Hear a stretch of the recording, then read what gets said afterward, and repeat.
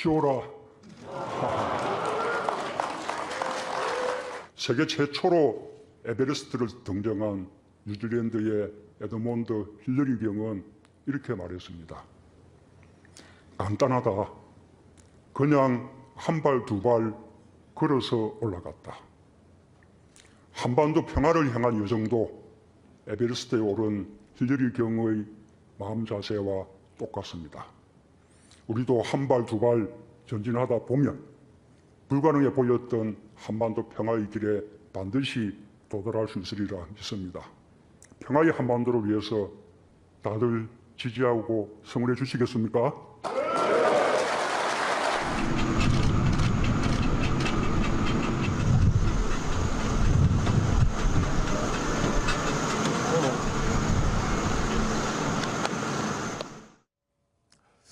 아무래도 청와대 특감반 논란에다가요, 지지율 하강에 신경이 복잡할 것 같습니다. 이 문 대통령에게 뉴질랜드 교민이 또 마냥 환영 일색은 아니었다고 하는데요. 장혜찬 평론가님, 반대 시위대도 등장을 했다면서요? 네, 문재인 대통령이 지나가는 현장에 물론 환영하는 인파도 있었습니다만 문아웃을 외치는 반대 시위대도 등장을 했습니다. 이 문아웃이라는 게 쉽게 말해서 문재인 대통령 아웃이라는 뜻인데요.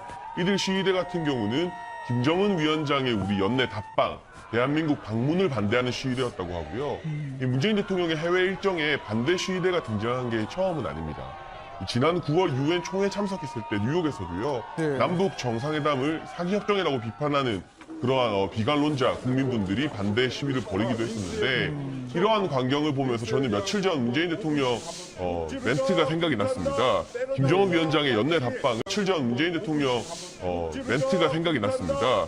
김정은 위원장의 연내 답방을 모든 국민들이 쌍수로 환영할 것이라 믿는다고 했는데 사실은 국내에서도 그렇고 국외의 교민들 사이에서도 굉장히 논란이 분분한 문제 아니겠습니까? 여전히 반대하는 여론도 적지 않거든요.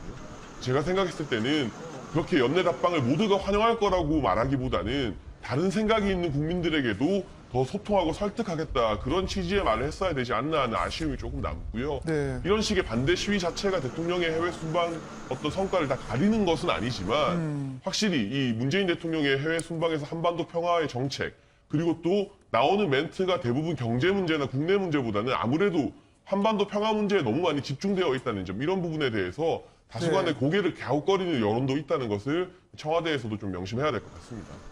특히 문 대통령이 귀국하기 직전에 페이스북에 올린 글을 보면요, 이 기자들과의 일명 반쪽 기자 간담회, 국내는 물어보지 말라 했던 간담회에 이어서 이 글에서도 국민들의 의견하고는 같을지 모르겠습니다만 외교에만 좀 더 관심을 가져달라라는 취지의 글을 올렸더라고요. 이종원 평론가님, 어떻게 보십니까? 네, 그러니까 뭐 해외 순방 중이기도 하고, 그러니까 해외 순방과 관련해서 사실은 최근에 좀 이렇게 뒷말들이 굉장히 많지 않습니까? 그러니까 뭐 의전상의 실수는 뭐 별개로 치더라도 과연 이제 그 해외 순방 본래 목적에 맞는 그런 그 순방 일정을 지금 소화하고 있는 것인지, 예를 들어서 뭐 체코 방문 때는 원전 수주를 하러 가셨다고 하는데 과연 뭐 탈원전 하면서 원전 수주를 얘기하는 것이 온당한 것이냐, 그런 논란부터 시작해서 그리고 이제 그 성과에 대해서도 굉장히 이제 회의가 많고, 이제 그런 이제 지적들이 보수 진영을 중심으로 해서 많이 지금 나오고 있는 그런 상황인 거죠. 네, 그런 점이 상당히 좀 의식이 많이 되셨을 겁니다. 그리고 조금 전에도 이제 그 기자간담회에 대해서 이제 말씀을 하셨는데요. 그러니까 국내 문제에 대해서는 이제 이야기하지 말고, 그러니까 이 기자들에게 각별히 주문한 거 아니겠습니까? 약간 좀 불통의 그 면모를 좀 보여준 그런 그 기자간담회였다는 평가가 지금 굉장히 많습니다. 그래서 그와 관련해서도 조금 이제 본인의 추가 설명이 좀 필요하지 않았을까. 그래서 역시 지금 현재 외교가 굉장히 중요한 국면이기 때문에 외교에 지금 집중하는 행보를 하고 있다라고 하는 점을 다시 한번 좀 강조를 한 것 같다 보입니다. G20에 대한 관심이 적다라는 취지의 좀 섭섭함도 내비쳤던 문 대통령이었는데요. 과연 조국 수석에 대해서는 어떻게 할까요? 믿는다라는 말로 유임을 시사한 게 아닐까. 그런데 자유한국당을 포함한 야당은 일제히 공세를 밀어붙이고 있습니다. 여권에서는 일명 조국 수호에 나선 상황인데요. 오고 간 말들을 들어보시도록 하겠습니다. 조국은 촛불 정권의 상징이라 그러나 조국이 꺾이면 촛불 정신이 사그라질 것이라며 민주당이 과도한 집착 정신을 보이고 있지만 조국은 그저 공직기강 확립에 실패한 민정수석뿐이라는 사실을 다시 한번 확인해 주시기 바랍니다. 조국을 박근혜의 우병우로 만들려 하지 말기 바랍니다.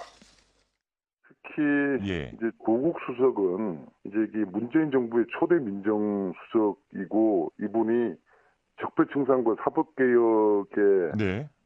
최선봉에 있는 인물이지 않습니까? 예.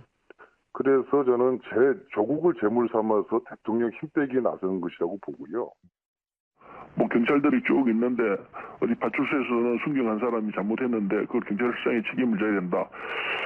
이 경종에 따라 달라질 수 있습니다. 그러나 지금 조국 수석이 처한 입장은 그게 가중한 그런 아주 큰 잘못이 아니었기 때문에 이 공직자가 이 경우에 두고 책임을 져라 하는 것은 지나치다고 보는 거죠.